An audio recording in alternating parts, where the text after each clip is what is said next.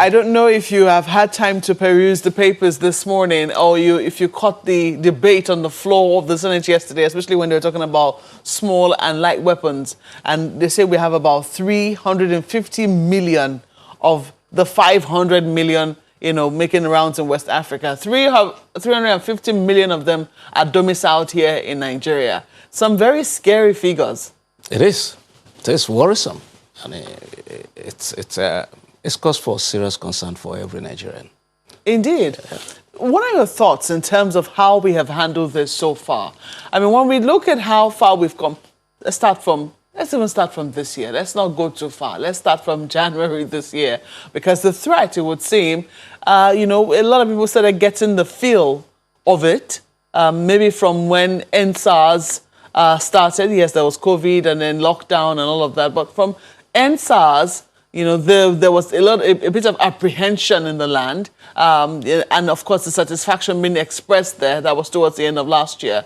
And then from the beginning of this year, when we saw banditry on the rise, the fact that students were now being taken, with reckless abandon, and then we saw then in the southeast of the country, we also saw what's happening in the southwest of the country, places that had hitherto experienced some relative peace and calm, coming under some form of attacks that were going on unchecked, raised the concern of a lot of people.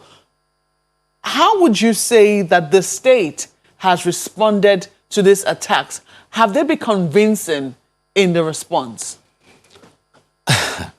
It's in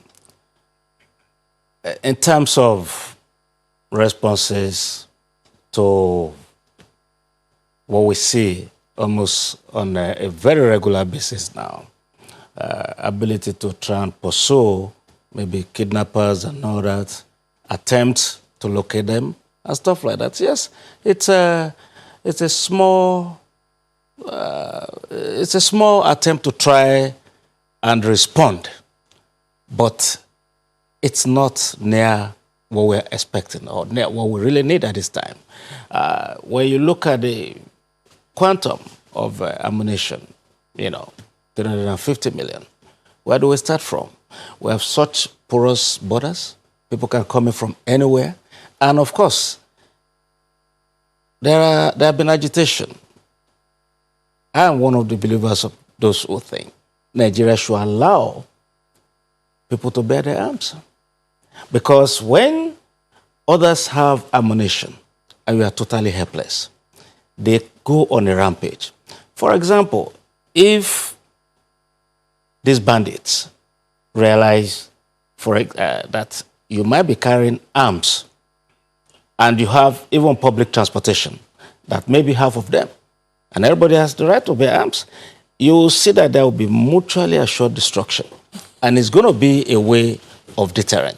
Of course, we've seen it. It's on you can see in modern times a lot of crisis in terms of gun, mass murder, by those people bearing arms. America has the right to bear arms. Every adult. You can go in, buy your guns.